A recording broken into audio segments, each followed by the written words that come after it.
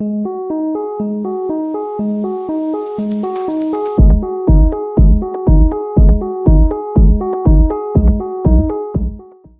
esta es la segunda vez que vengo a Ibero.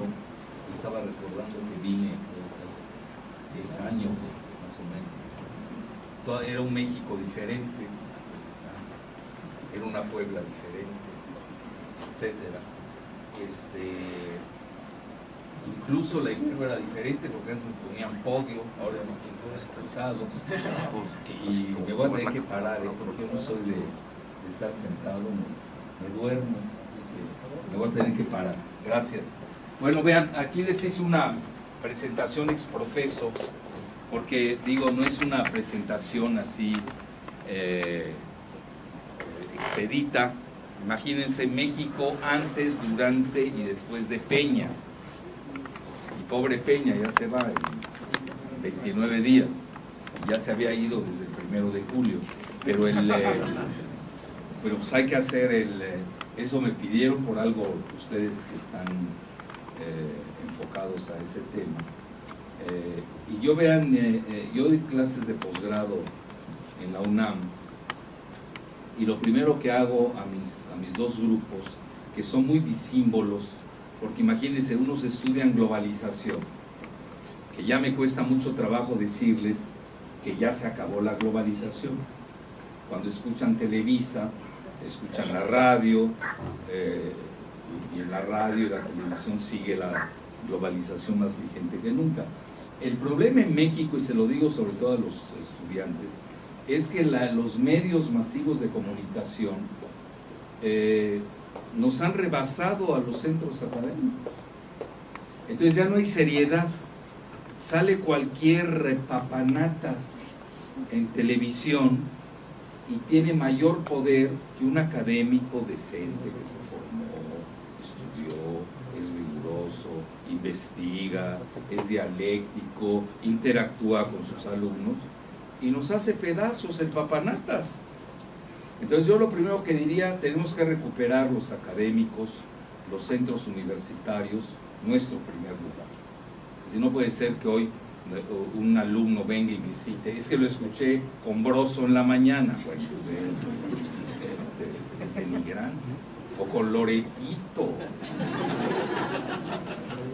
para pegarse un tiro. Es decir, tiene que haber una jerarquía del conocimiento. Vean, las televisoras al final del día pues, son instrumentos, incluso ustedes pueden ir, vean, yo tengo un método que no me falla, es el que incluso se los paso al costo, es el método forense, así de fácil. Se van ustedes a los consejos de administración de las empresas, ven quiénes son los dueños y se percatan pues, qué intereses propenden, ¿no? Por eso hoy vivimos la etapa de la posverdad. No es gratuito que hace 2 años, en un lugar de pensamiento, que es el Foro de Seguridad de Múnich, pues ya se hable de la posverdad. Es decir, ya la verdad no existe. Imagínense en qué niveles estamos. Vean ustedes los debates que se dan hoy en Estados Unidos entre la oposición y el presidente. Todos se acusan de fake news, todos. Uno le dice al otro es un fake news, el otro es un fake news. Bueno, mientras no se digan fuckers, no hay problema. Entonces, pero también lo dicen. Y los han sacado, y jueces que mancillan, porque hay que verlo con otra visión. Estados Unidos no anda bien, tiene problemas muy serios al interior, y estos problemas están afectando, no solamente localmente, nos están afectando en México. En México creemos que todavía estamos en Disneylandia, y están afectando a la región y al mundo.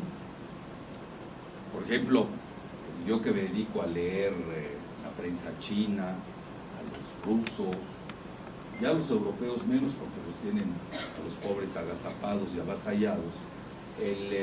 Recientemente el zar Vladimir Putin hizo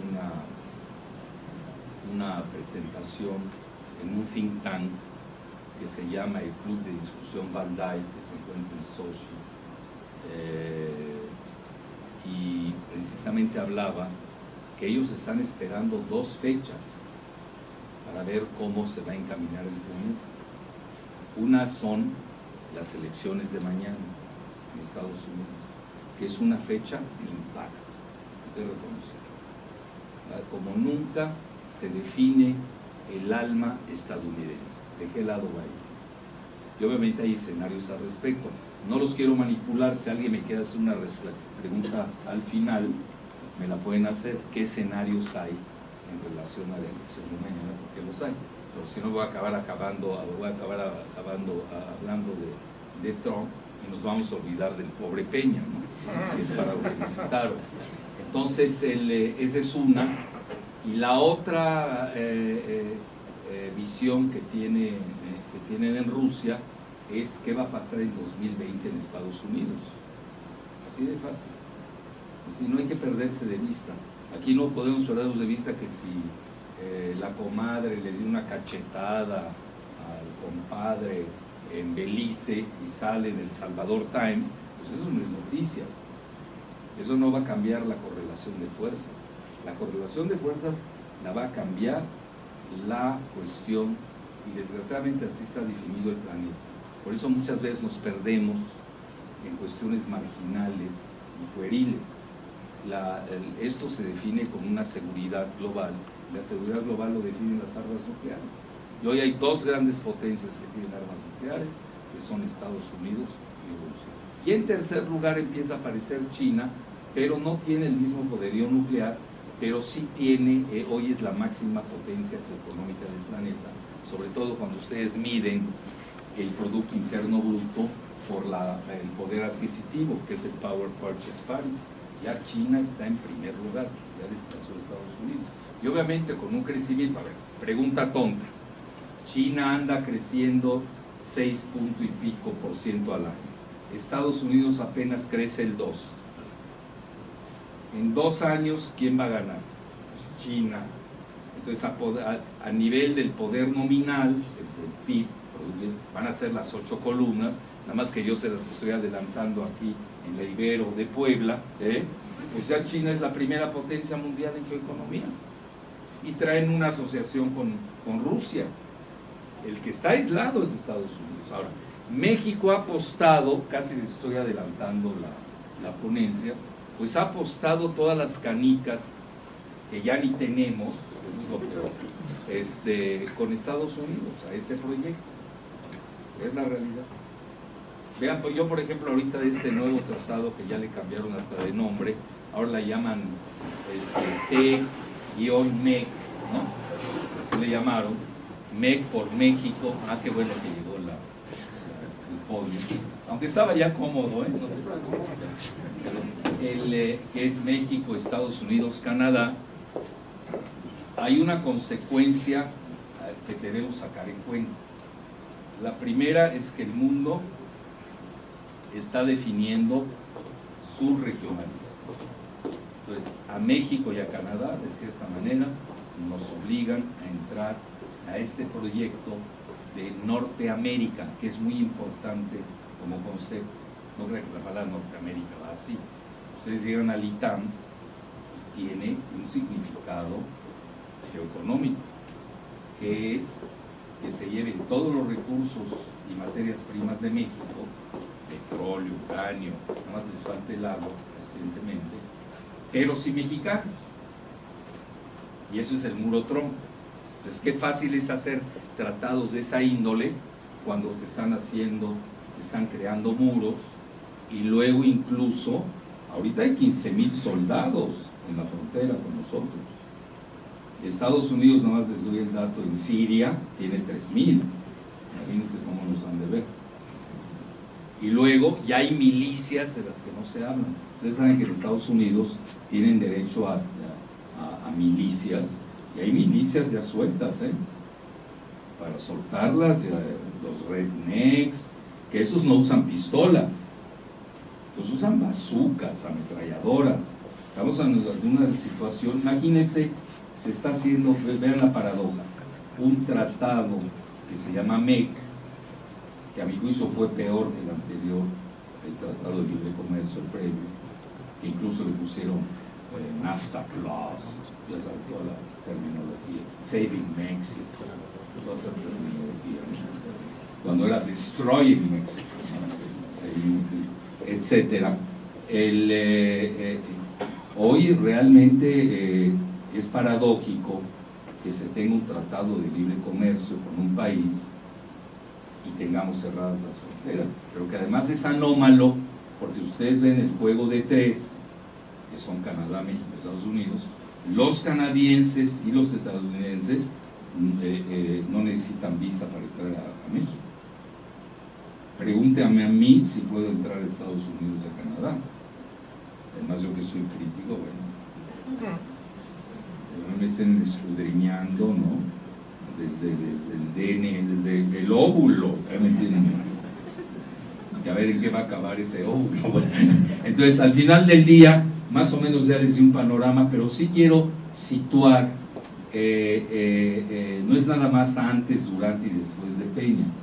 Sí les quiero situar que el mundo anda en busca de una definición. Yo me dedico a la geoestrategia. Y el mundo está en desorden. Si ya, olvídense del bonito mundo, primero que nada bipolar entre la URSS y los Estados Unidos, eso ya se acabó. Ya puedo venir aquí, ¿no? Y aquí es donde pongo el micrófono. ¿Dónde está? Olvídense de ese bonito mundo, el mundo feliz. Luego pasamos al mundo unipolar, que Estados Unidos usó hasta el cansancio, pero que derrochó. La realidad es que lo derrochó, no supo tratar a los vencidos. El vencido en este caso era la URSS. Y hoy estamos ante, vean, hay un trilema, esa es la verdad. La situación que estamos viviendo ahorita es de putrefacción.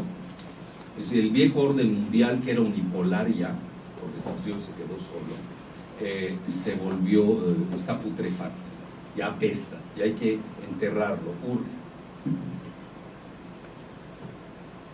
Y luego, obviamente no se va a quedar así. Luego tienen la otra situación, que les voy a dar una buena noticia. Si hay una tercera guerra mundial, no nos vamos a enterar, porque va a ser tan expedita que se acabó el planeta y nos acabamos, así que de entrada les puedo decir, no va a haber guerra mundial, porque además nos vamos a enterar. Entonces vivan con la idea de que no va a haber guerra mundial, no sé si me estoy explicando, aunque suceda. Entonces, duerman tranquilos, ya. No pierdan su tiempo, va a haber tercera, ¿verdad? Aunque haya, ni te vas a enterar, ¿no? Va a ser instantáneo.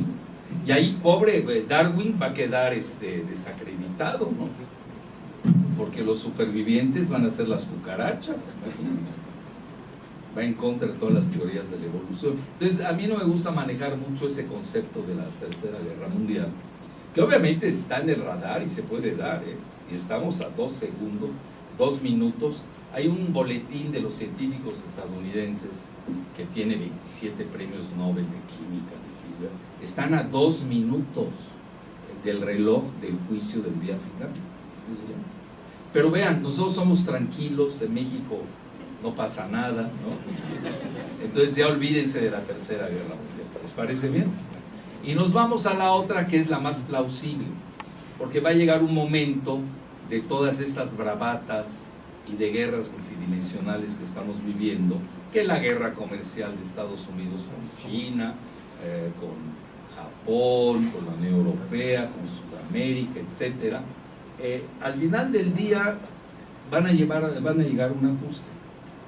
¿Y cuál es la propuesta de mi ajuste? Es de que el mundo va, primero que nada, se está desglobalizando.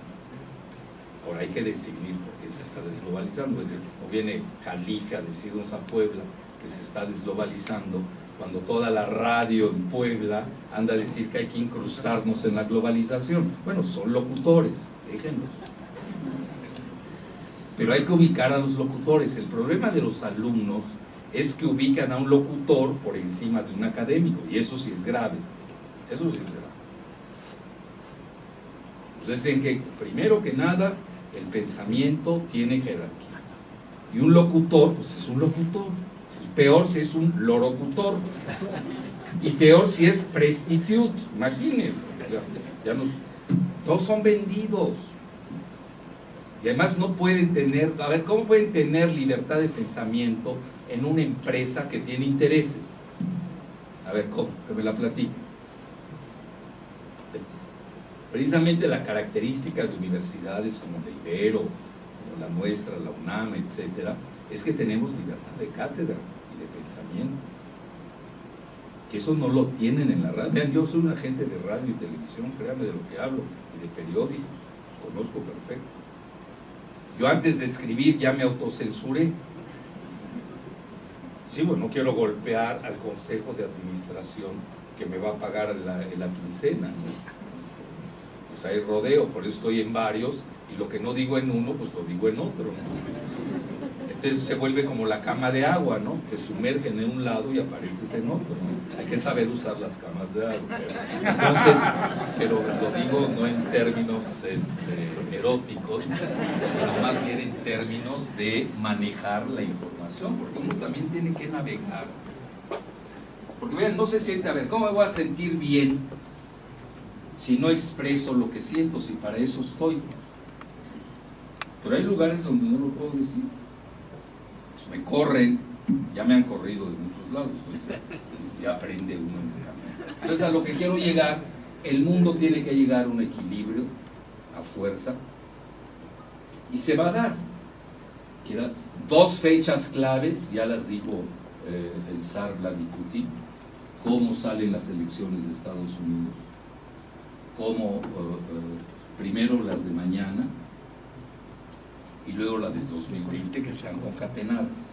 Depende mucho de cómo resulte Trump, si gana, medio pierde o medio gana, como lo quieran poner.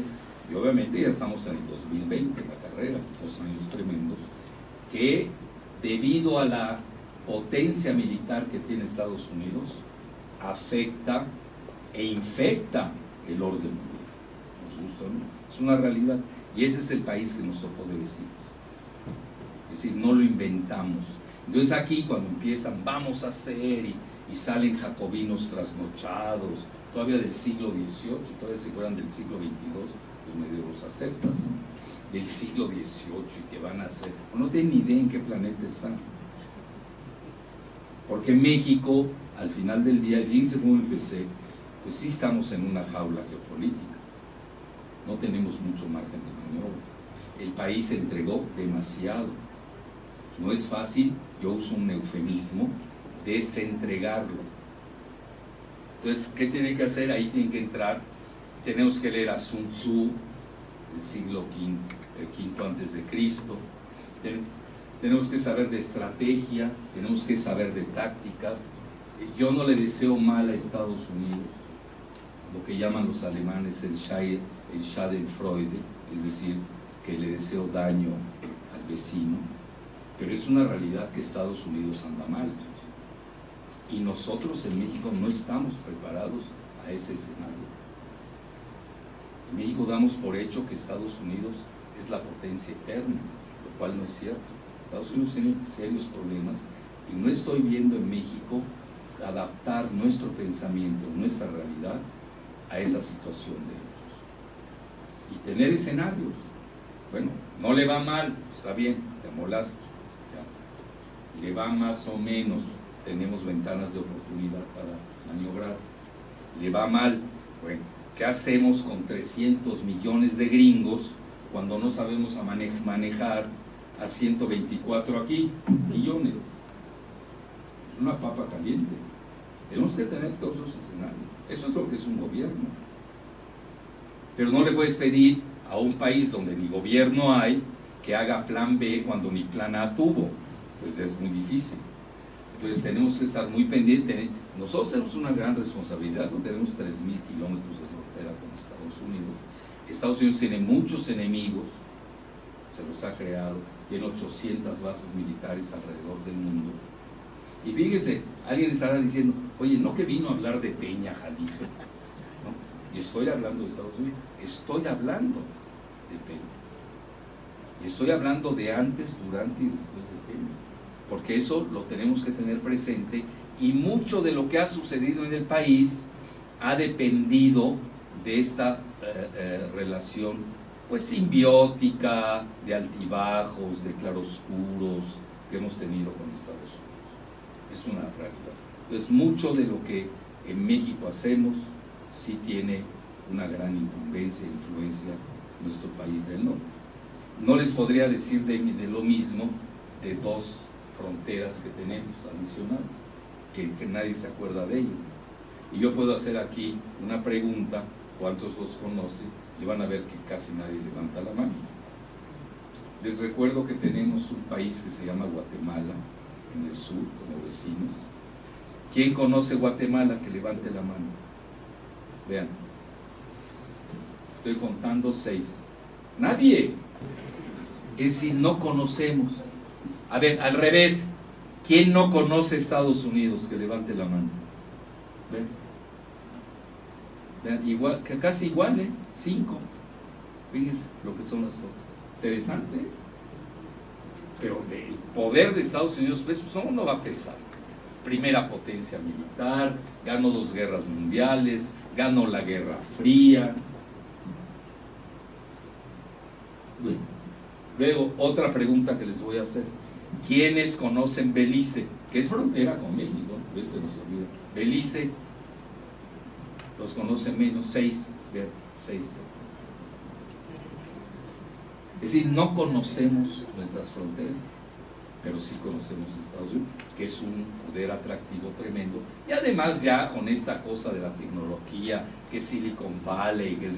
Vean, si ustedes me preguntaran a mí, y aunque no me lo pregunten, se los digo, yo sí estoy a favor de la Unión Norteamericana, yo sí, pero con todo y mexicanos. No dice que tenga derecho, yo mañana estoy en Toronto dando conferencias, estoy en Harvard, en Stanford, no hay problema. Que todo por el petróleo lo compartimos. Canadá le sobra agua, una gran complementariedad que pudiéramos hacer. Bueno, ¿y por qué no se da? Pues por el racismo inherente a Estados Unidos. Es un país supremacista blanco, nos gusta o no, y ahora tengo que abordar ese tema, porque ese sí es durante y después de Peña. Que no crea Andrés Manuel que porque ya le llamó 2 veces Trump, eso ya se acabó. Es decir, Estados Unidos ahorita está pasando por una fase de gran supremacismo racista blanco. Eso es Trump, si no, no entendimos nada. Entonces, bueno, ya dicho esto, lo primero, ya para irme antes de Peña, nada más que yo no sabía si me iba a ir a la época del Neandertal, y me detuve en el siglo XIX, para no haber sido tan cruel. Entonces, ustedes saben lo que pasó en el siglo XIX, tuvimos la guerra con Texas, no me voy a detener mucho en eso. Luego vino la guerra que nos impone el Tratado de Guadalupe Hidalgo, perdemos más de la mitad del territorio. Oigan, yo no vine a lebrestar aquí el nacionalismo y el jingoísmo poblano, mexicano. Sí, no es mi intención. Yo estoy dando datos duros, qué pasó antes de Peña, durante y después. Es lo que estoy haciendo. No vino Jalife a lebrestar allá, luego ven un gringo y lo matan. No quiero llegar a esos grados. Entonces, yo estoy dando datos duros que les voy a decir algo. Yo que doy posgrado, los alumnos no los conocen. Yo los aterro. Mi primera clase es la más terrorífica que se pueden imaginar. ¿Saben por qué? Los invito a ir al Museo de las Intervenciones. Nosotros tenemos un museo de las intervenciones en la Ciudad de México.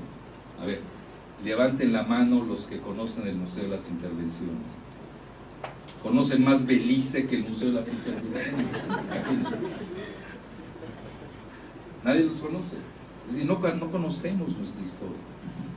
¿Y por qué? Porque México es un país geopolíticamente apetecible, suculento, Y por eso hemos tenido intervenciones de toda índole.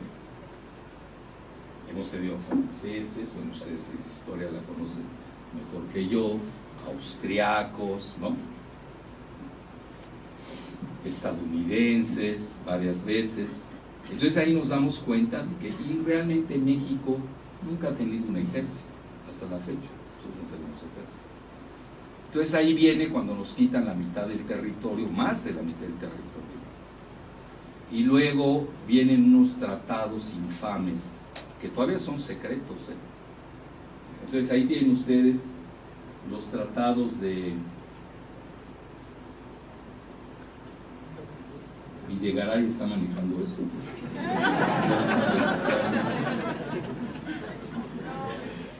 Ahí está. Bueno, si no está prendido, pues no debe funcionar. Vean, ahí tienen ustedes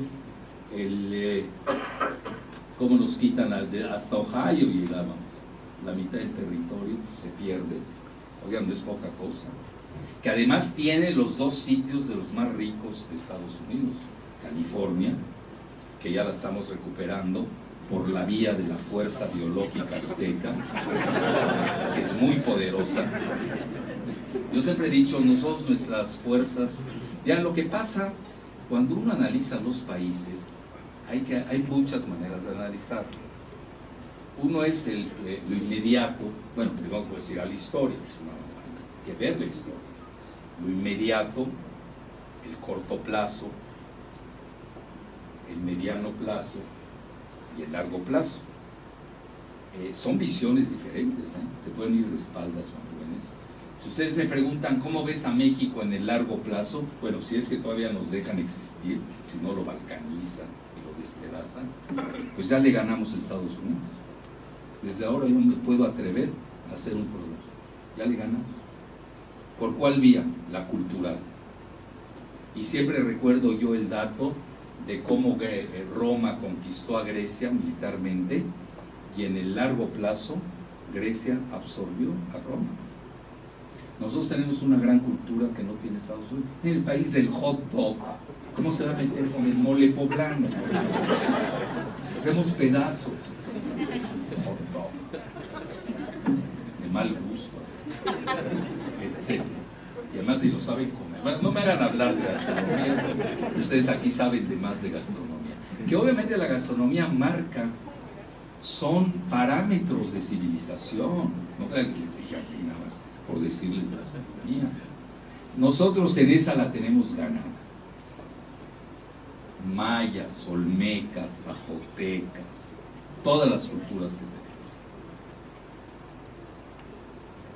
Y ellos que traen rednecks, traen el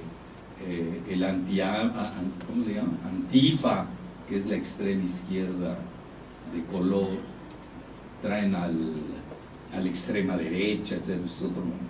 Realmente estamos hablando de un mundo muy militarizado en Estados Unidos, con tantas guerras. Es el único país que ha lanzado 2 bombas nucleares sobre poblaciones civiles, a veces se nos olvida. Bueno, a lo que quiero llegar, en ese renglón, Estados Unidos, bueno, incluso ustedes lo ven en el Super Bowl. Oigan, hubo crisis cuando no iban a vender el aguacate michoacano en el juego del Super Bowl. La comida mexicana está penetrando mucho, con toda la porquería esa que le llaman Tex-Mex, no sé qué, que no sirve para nada. Bueno, está bien, pero por lo menos se acuerdan que hay un México. Entonces ellos tienen 2 países, ¿qué es lo que más les deja dinero hoy? La región de California, que si fuera país hoy, sería la quinta del mundo, que es la que les deja sus mayores ingresos hoy en el rubro tecnológico. Y luego lo que yo les decía, bueno, Texas, con toda la cuestión petrolera, que ahora la desviaron con el famoso shale gas, ¿no? El gas de esquisto, o el petróleo bituminoso. Entonces, en el largo plazo, Estados Unidos tiene problemas. Demográficamente, los WASP, el White Anglo-Saxon Protestant, tiene 62%, frente a 20% de Hispanics, que es un terminajo que yo detesto. ¿Cómo que Hispanics? Imagínense, son 20%, les llaman hispánicos, de los cuales 18 somos mexicanos. ¿Por qué no nos dicen hay 18% de mexicanos y 2%, si les gusta el término hispánicos, que los usen? O latinos, como digan. Somos 18. Vean qué tramposos son cuando hacen sus estadísticas. La lingüística estadística es tremenda, ¿no? Les marca pautas geopolíticas. A ver, ¿por qué no dicen 18% de mexicanos? ¿Y por qué me salen con 20% de hispanos? No sé si me estoy explicando. Bueno, esos, yo respeto a los latinos, hispanos, pero ese 2%, que son salvadoreños, hondureños, centroamericanos en general, pero el 18% somos nosotros. Y las proyecciones en los próximos 20 años, además, ahí les va, para que vean ustedes que las proyecciones son todavía inclusive hasta más profundas de lo que nos esperamos. La población mexicana se parece mucho a la de aquí. La mitad tiene menos de 30 años. Es decir, México es un país millennial, además de milenario. Fíjense qué interesante. Somos un país de millennials. Eso no hay que perderlo de vista. Igual, la población nuestra en Estados Unidos es muy parecida a nosotros. ¿Y en qué rubro está la población de los UAS, White Anglo-Saxon Protestant? Que además vean, White, Anglo-Saxon, Protestant, frente a los guadalupanos. El mexicano es guadalupano, más allá del catolicismo. Tonantzin y, fíjense, acabamos aquí. Y la Virgen de Guadalupe, bueno, hasta ya hay un partido que se llama Morena. ¿Ustedes creen que fue gratuito haber escogido el término Morena? Somos brownies.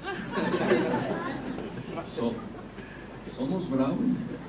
Y no necesariamente por el color, no se confundan, es por la esencia ideológica, por la cultura.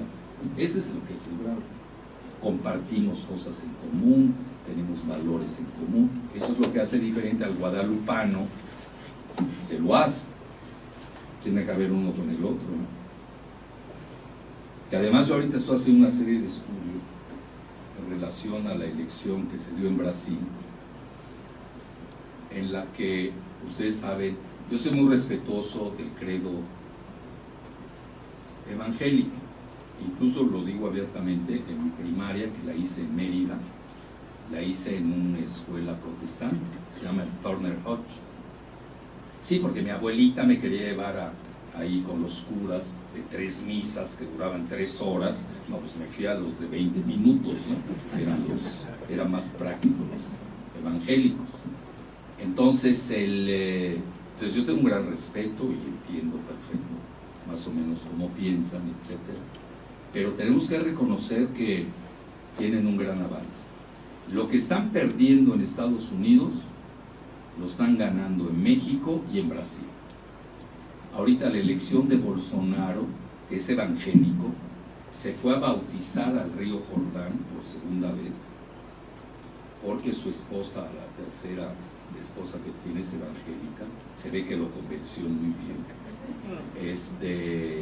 Y el 22% se volcó por él, mientras que el voto católico, que es del 65%, pues estaba fracturado, tenían razón frente a la corrupción del PT, el Partido del Trabajo, etc. Que ahorita abro un paréntesis. Yo no estoy tan convencido en Latinoamérica que estemos votando a favor o en contra. Fíjense, yo creo que estamos votando más bien en contra. La gente está saliendo, si vemos el fenómeno de Brasil y México, la gente votó en contra, fueron votos de castigo. Vota en contra del Partido del Trabajo. Yo me llevo bien con Lula, no tengo nada contra él, pero tengo que ser crítico. Es decir, la corrupción que imperó en el Partido del Trabajo, pues los aniquiló, eso es real. Claro que hubieron complots, también es cierto. Que Estados Unidos metió la mano, también es cierto. Que Trump estaba con Bolsonaro, también es cierto. Que Estados Unidos quiere que Brasil rompa con China, también es cierto. Que también quieren que se salga de los BRICS, también es cierto. Que también quieren que se salga del Mercosur, también es cierto. So what? La realidad es que al momento de la elección pesó el voto evangélico. Y les voy a decir algo grave que el Vaticano debe estar pensando, y lo digo en una universidad jesuita que es afín al Papa Francisco, que yo admiro. Lo deben estar pensando porque ya Europa no es la reserva católica del Vaticano. Ustedes saben, el primer país reserva es Brasil, o era Brasil. El segundo es México, con todo y Norberto. Y el tercero, no, pues le van a matar al pobre. Le vamos a tener uno menos, ¿no? Yo me llevo bien con él. Nos llevamos con bromas pesadas, pero no tan pesadas como la que le van a hacer. Entonces, uno no sabe qué hacen los amigos, ¿no? Que andan metidos en cosas. A lo que quiero llegar, y Estados Unidos, donde ahí viene la parte principal, se está volviendo un país católico, guadalupano, porque vean, estamos sacando mal las cuentas de cuántos mexicanos hay en Estados Unidos. Bueno, este niñito Anaya, que tenía su familia en Atlanta, no sabe ni cuántos mexicanos hay. Me acuerdo yo en un debate, digo 33, se hubiera puesto a consultar, que además es gratuito, y hay en español, está en inglés, así que no tiene ni siquiera justificación. Y eso de que decían que era el niño maravilla porque traducía 3 idiomas, inglés, francés, ¿verdad? Es decir, traducía las mismas tonterías. Saber idiomas no quiere decir nada. Shakespeare no sabía 3 idiomas, ni Cervantes, ni Dante, los genios. Con uno bien sabido, con eso tienes. Entonces, a lo que quiero llegar, decía que éramos 33 millones los mexicanos, y no es cierto. Si él se hubiera ido a la oficina del censo y visto cuando realmente mexicanos, se calcula que hay alrededor de 48. Oiga, un candidato a la presidencia, además creyéndose genio, todo eso, todavía si no se creía genio, no se la aceptamos, pero creyéndose genio, tampoco se la aceptamos. Es serio, los debates deben ser serios. Él andaba en 40 y pico, pero en realidad hay 11 millones de ilegales mexicanos que no van a decirle al censo, oye, por favor, escríbeme, ¿no? Para que lo agarren y lo corran al día siguiente, ¿no? Entonces tenemos 55 millones de mexicanos, más 124 millones que tenemos aquí. ¿Cuántos ya vamos? Que alguien me ayude con las cuentas. Pues ya casi estamos en 200. Somos la primera etnia religiosa de Norteamérica, más que los blancos estadounidenses.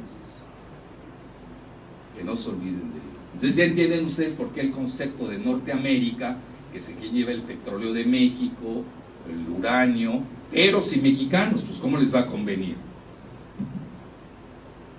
Por eso he convertido en un mexicano. Es un mexicano que gobierne Canadá, bueno, estoy soñando, ¿no? Canadá, Estados Unidos y México. Es decir, cuidado con la cuestión demográfica, hay que seguirla muy bien. Yo pienso, como crítica estructural, Peña ni enterado estaba. Es más, Videgaray, que pertenece, y no lo digo porque quiero criticar al ITAM, ahorita les voy a dar puntos duros, y cómo el ITAM participa en el concepto de Norteamérica, integración energética de Norteamérica, es todo un concepto geopolítico, que 2 veces yo lo oí pronunciar, una a Videgaray y a otra a mí, que a mí no me cae mal, además su mamá es paisana mía, menos, ¿no? Entonces, además no quiero problemas por ahí, pero sí pronunció el término de Norteamérica. Es decir, ellos sí saben qué significa. No, ustedes usan el término Norteamérica, nosotros en la UNAM no tiene el mismo significado que lo pronuncie únicamente. No sé si me estoy explicando. Hay toda una profundidad estratégica de complementariedad, de integración, pero sin mexicanos. Lo que no me gustó del tratado este último, lo peor desde el punto de vista geopolítico, que Trump pone veto, literal veto, no lo cita, pero es obvio para quién iba la dedicatoria, a las inversiones de China en México. Y ya el pobre Andrés ya tiene problemas con las inversiones. Cuando estaban haciendo cuentas alegres, que los chinos iban a invertir en la ruta Maya, en el istmo de Tehuantepec, y ya no quiero tocar el tema de los aeropuertos, por favor. Ya, sueño, ya no quiero volar ya en avión, después de haber leído todo lo de los aeropuertos. Por demás ni lo entiendo, se los digo, nunca entendí ese problema. Bueno, entonces en resumen ahí tienen ustedes cómo ha ido evolucionando la situación de México, y cuando le exhorto, vean qué profesor más nice soy, exhorto a los alumnos de visitar el Museo de las Intervenciones, pues regresan estupefactos, regresan choqueados, porque no sabían que ya han habido 13 intervenciones en el país. Bueno, eso ya les da la pauta, el tipo de relación que tenemos con el vecino del norte. Y no estoy diciendo son buenos, son malos, de mí jamás van a oír esos términos. Yo no soy maniqueo ni moralista, yo soy realista y hago geopolítica, veo datos, sucede esto, tendencias, escenarios, a eso me dedico. Yo no soy pastor, ni reverendo, ni monaguillo, nada así por el estilo. Pero sí veo también cómo se mueven las religiones. Y veo cómo Brasil ya se volvió un país evangélico, que tiene connotaciones tremendas, más de lo que se imaginan, etcétera. Bueno, dicho esto, ahí tienen ustedes cómo estaba México. Vean, a mí me deprime tanto que me voy rápido, pero si quieren vamos viendo algunas intervenciones que ustedes ya conocen, muchas de ellas. Ahí tienen la de 1829, aquí la francesa, luego la norteamericana, 46-48, otra vez la francesa, 62-67, la norteamericana en 1914 y luego en 1916. Ese es el Museo de las Intervenciones. Un domingo que quieran ir a Antara, saliendo de Antara se van al Museo de las Intervenciones para equilibrar, ¿no? Entre el gran consumismo de lujo, ¿no? Y luego pues, la realidad del país. Y ahí tienen ustedes la Guerra de Independencia de Texas. No les quiero romper la cabeza con esto. Ahí tienen ustedes el Tratado Guadalupe Hidalgo, como se son las dos primeras páginas del tratado. Ustedes saben que en ese momento la justificación era que no reconocían a Álvaro Obregón si no se firmaban esos famosos tratados de Bucareli de 1924, que vamos a cumplir 100 años en los próximos, que estamos 6 años. ¿Ustedes creen que se van a publicar? Levanten la mano los que creen que se van a publicar. Tú eres el único ingenuo. Los otros que no saben nada saben que no se van a publicar, y yo estoy con ellos. No los van a publicar. Son humillantes, denigrantes, y los van a mandar a otros 100 años más tarde. Y ahí que estaba en juego, rápidamente les digo, obviamente era el petróleo. Ven ustedes muy bien el hilo conductor. Aquellos que creen que Estados Unidos no quería el petróleo de México, es que aquí a veces creen que un objetivo estratégico se obtiene en un año, o en 6 horas, o en un sexenio. No, son proyectos de larga envergadura. Pueden durar 50 años, dependiendo de las circunstancias. ¿Cómo está tu enemigo? ¿Está débil? ¿Está fuerte? Y obviamente operan y traen sus planes, ya están armados. No crean que se inventa de un día al otro un país o todos sus planes hegemónicos e irredentistas y expansivos. Están armados. Entonces, ¿ahí qué sucede? La línea, el vector conductor es el petróleo. Había que indemnizar a los estadounidenses, etcétera, etcétera. Pero ahí viene algo más interesante, que hay acuerdos secretos dentro de los acuerdos secretos de Bucareli, que eso sí se lo dicen los militares. No sé si me estoy explicando, pues no están escritos. México no puede tener a ciertos kilómetros de la frontera X tipo de armamento, no puede tener cierto tipo de armamento sofisticado. Pues nada más vean la Fuerza Aérea de México. Creo que no pueden participar, no pueden ni siquiera participar. Son nada más, la única vez que vuelan es el 16 de septiembre, ya, y desaparecen. Y además no hay tanto. Es decir, no nos permiten tener una fuerza aérea disuasiva. A lo mucho nos han permitido tener helicópteros, y ahí está el aeropuerto famoso de Santa Lucía, donde caben, aquel día le pregunté a uno, yo doy clases de geopolítica en el ejército y en la armada. Pues obviamente hablo con ellos, ¿no? Y después de 3 mezcales hablamos más. Sí, somos humanos, ¿no? Tomamos mezcal. Y buen mezcal, por cierto, tengo que reconocer, tienen buenas garrafas. Bueno, a lo que quiero llegar, pues más o menos se hablan cosas, ¿no? Las hablables, ¿no? Más saben de mi discreción, que no va a salir ahí a publicar. Me dijeron, ¿no? De repente me acuerdo que me lo dijeron hace 20 años. Y ahí si todavía me acuerdo lo publico, y si vale la pena, y si no. A lo que quiero llegar, y eso es importante que lo haga, no tenemos ejército mexicano. No existe. Están más pertrechados, mejor los narcos.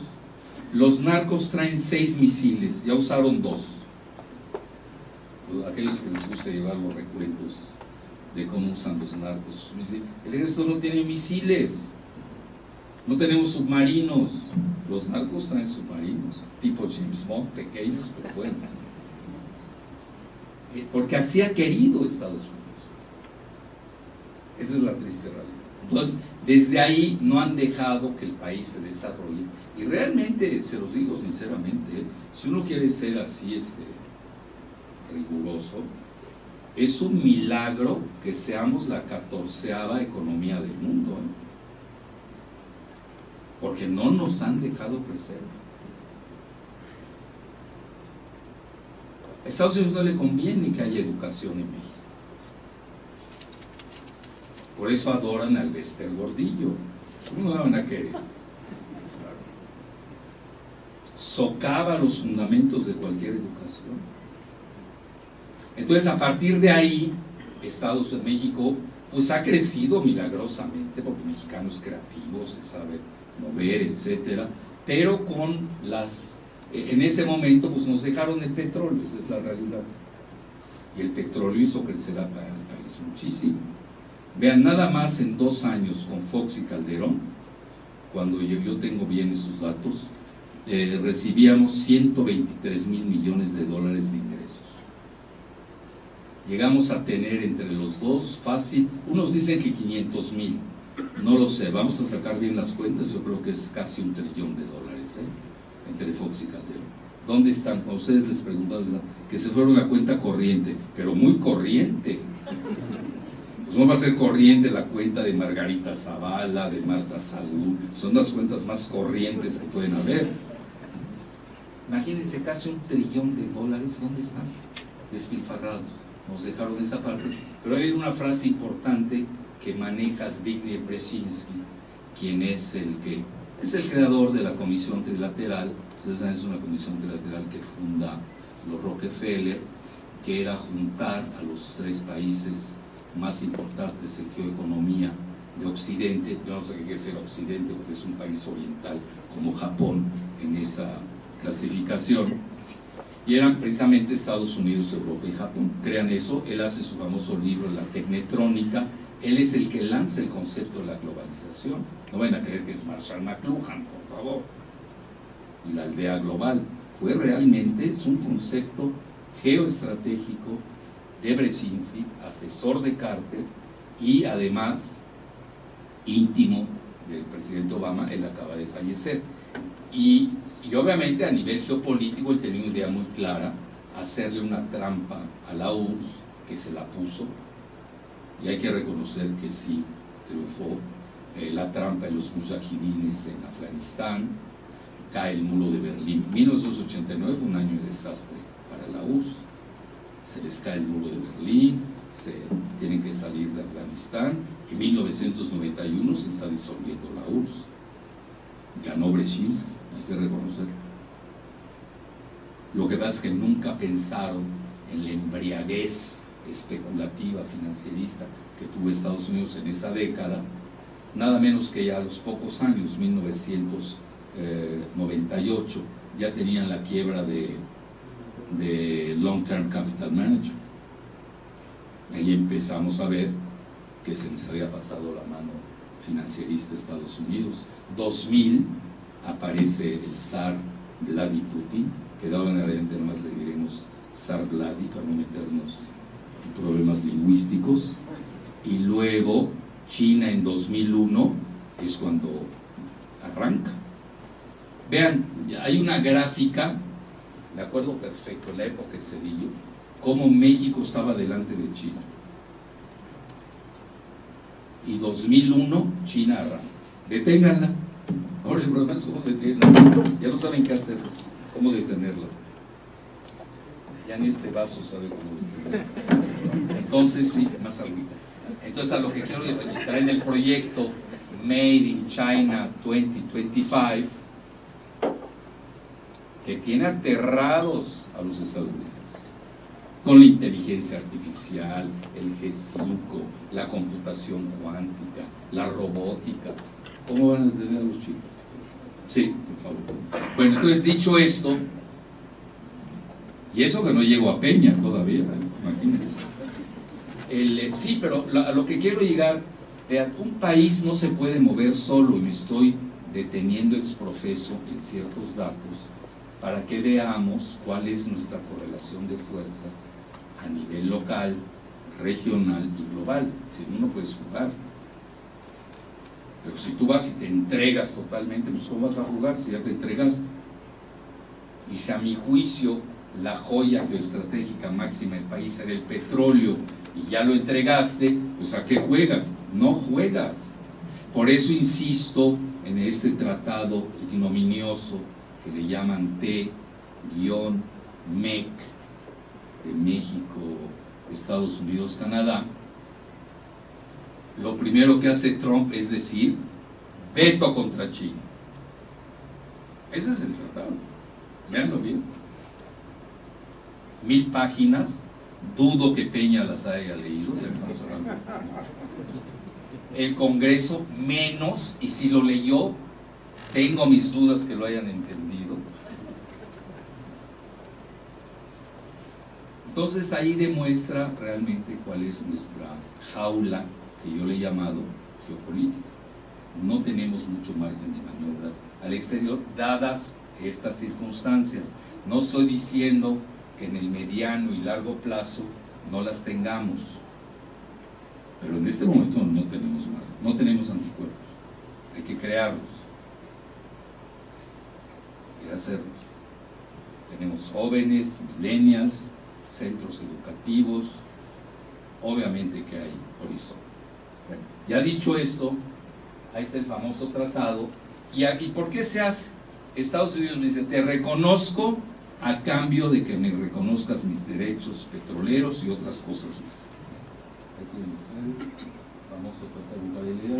Y luego la famosa frase de Brzezinski: no queremos un Japón en la frontera.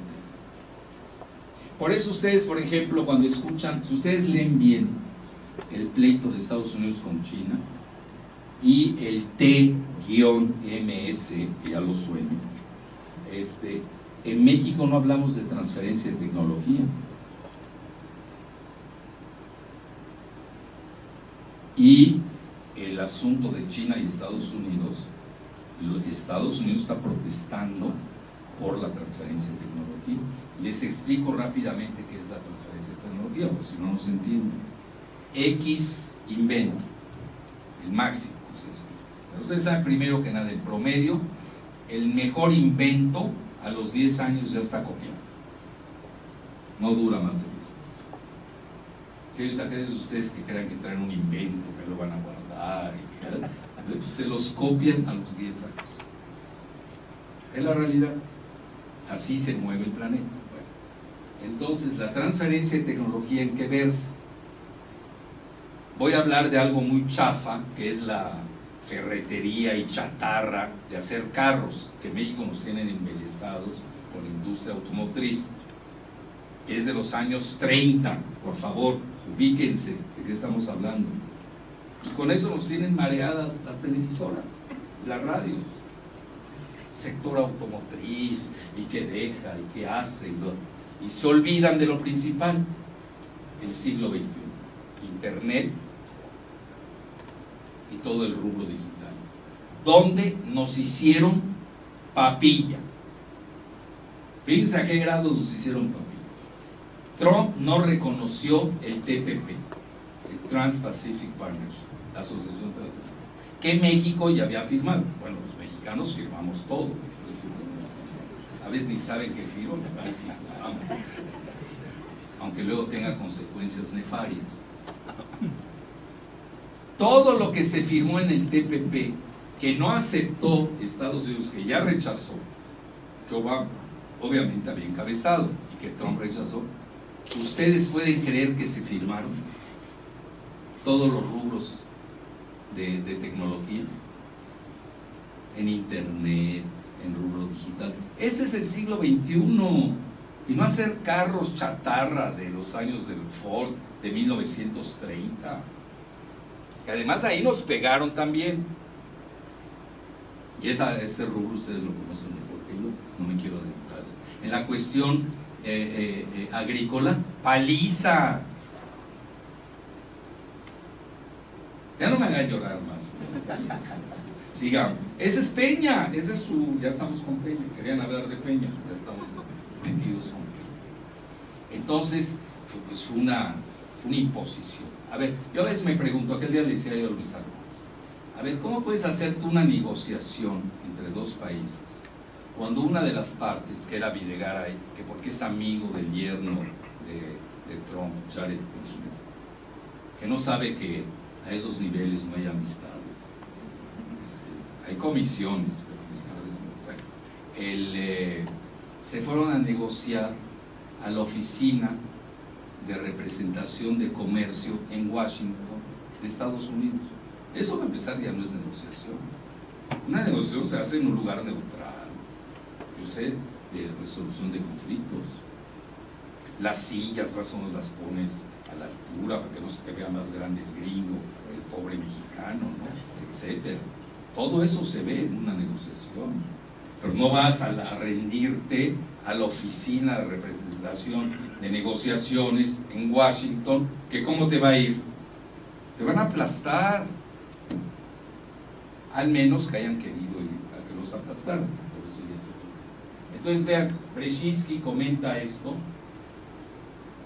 acaba de morir en el 17, es asesor de seguridad nacional de Carter, autor de Tecnetrónica, promotor de la globalización mediante la revolución trilateral, que ya les comento. No queremos un Japón en la frontera. Pánico nos hubiera. Eso también hay que tenerlo presente. Y regreso a la transferencia de tecnología. What is that? Es muy sencillo. Yo a un país le interesa por mano de obra barata crear, vamos a poner los automóviles en Querétaro. Entonces los 5 primeros años, y al otro país quiere ser receptor. ¿Pero a cambio de qué? De no ser receptor 35 años, como ha pasado. Va a llegar un momento y yo también como queretano, o de Aguascalientes, o San Luis Potosí, como quieran ponerlo, quiera hacer yo mis carros, ¿no? Como lo hacen los sudcoreanos. Luego son más inteligentes los coreanos que los mexicanos. Entonces pasan 5 años y se lleva todo la empresa que montó. Y está bien, yo no estoy en contra de ese tipo de manejos, que montó su empresa con una visión de largo plazo, y a los 5 años entran a una etapa mixta, mitad. Voy aprendiendo, ya aprendí, ahora ya me das la mitad, tú te quedas con la mitad, y a partir de 10 años, I am sorry, pero ya aprendí, no soy retrasado mental, y ahora el que gana soy yo. Eso es lo que se llama transferencia de tecnología. En México, a ver, ¿quién ha oído que haya transferencia de tecnología en México, por favor? Vean, nadie levanta la mano. Conoce más Belice que... Es trágico. Bueno, no leen la prensa china, cómo le están pegando a los chinos precisamente por eso, etcétera. Ahí tienen ustedes.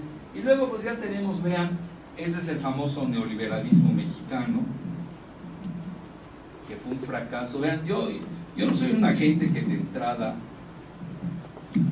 me posiciono y digo estoy a favor de esto y del otro. Yo veo resultados y yo lo primero que digo, a ver, ¿con qué parámetro vas a medir? Pues dame medición. Yo te diga si uno fue mejor o fue peor. No sé si me estoy explicando. Si me dices el parámetro mexicano de que va muy bien, sí, mejor. Que va muy bien el neoliberalismo mexicano porque sigue habiendo guelaguetza en Oaxaca, bueno, está bien. Si ese es tu parámetro, México es eterno, ¿no? Con o sin neoliberalismo va a seguir la guelaguetza.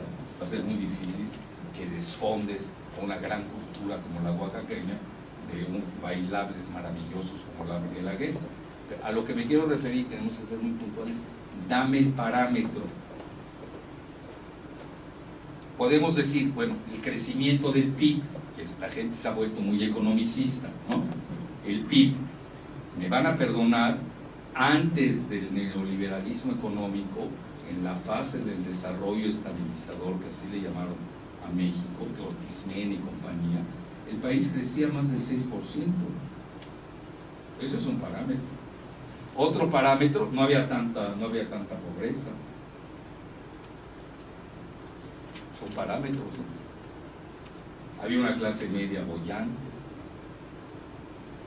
Y ahora nos vamos al neoliberalismo y dicen, no es que tenemos a los 20 primeros en Forbes. Bueno, si ese es tu parámetro, pues no sirvió el desarrollo estabilizador. No sé si me estoy explicando. Tenemos que definir muy bien para decir qué fue mejor, qué fue peor. Pero si no tenemos los parámetros de definición, pues ¿cómo discuto? Índice Gini, famoso índice Gini, de disparidad de ricos y pobres. Lo tenemos entre los peores del mundo a nivel africano. Es más, África ya está mejorando. Y ustedes saben que el INEGI lleva 4 años que oculta el índice Gini.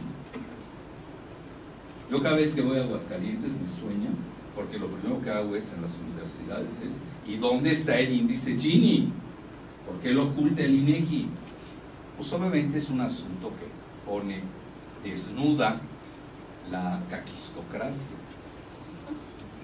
¿Sí saben que existe la palabra caquistocracia? Es una palabra que existe, es muy castiza. El gobierno de los peores. Eso quiere decir caquistocracia. Los desnudan. Bueno, ahí tienen ustedes. Entonces, ahí van con qué pasó con el neoliberalismo desde de la Madrid hasta Peña. Lo peor que hizo en la Madrid es haber puesto a Salinas, ya para que decimos de más.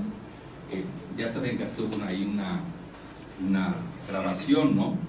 Que al pobre de la Madrid, en su lecho de muerte, uno de sus hijos lo obligó a cambiar de parecer, cuando él había dicho que, bueno, todo lo que ya saben que dijo los Salinas, no me quiero perder en cosas triviales. Y cuando Carlos Salinas, ¿qué es lo que hace? Pero realmente el de la Madrid es el que inicia el proceso del neoliberalismo mexicano, siendo abogado. Él era abogado de Banxico. ¿Cuáles son las razones por que le escogió López Portillo? No se sabe muy bien a ciencia cierta. Dicen que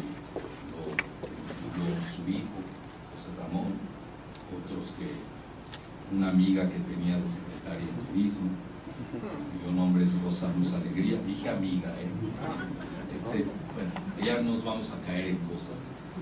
Y ahí tienen Salinas, pues era el Tratado de Libre Comercio de Norteamérica. Vean, yo recuerdo perfecto, porque ahí les voy a decir algo, y no es que yo lo quiera presumir, así es, y lo pueden concatenar. Quien destapa a Salinas como presidente el mismo día, soy yo. Yo lo destapé, yo soy bueno para destapar presidentes. Soy bueno, tengo buen olfato. En ese momento hay que ver Estados Unidos en su despliegue global. Estaba haciendo tratados de libre comercio en muchas partes del mundo, y el nuestro le servía también como plataforma para seguir haciendo los demás. Eso es lo que hay que entender. Hoy es todo lo contrario.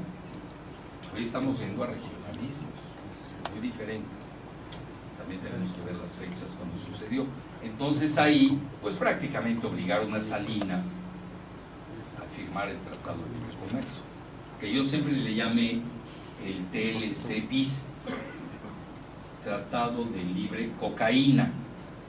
Y no es broma, ahí es cuando se abren las fronteras y ahí es el auge de la cocaína. Esa parte se nos olvida y no la analizamos. Aquí en México nada más analizamos los carros. Todo es automotriz. No, hombre, el Tratado de Libre Comercio va más allá de la automotriz. Generó la transfronterización de la cocaína. Esa parte se nos olvida. Y otras cosas más que no me quiero meter en un dudas. Entonces ahí tienen ustedes, con Salinas, ustedes vean, así como yo soy crítico, la crítica tiene que ser cartesiana. Y luego tiene que ser racional. Y no la crítica furibunda de lavanderas. Tiene que ser dialéctica. Siempre hay que escuchar la antítesis. Y ya el que quiera saca la síntesis que se derive de acuerdo a sus deducciones o inducciones.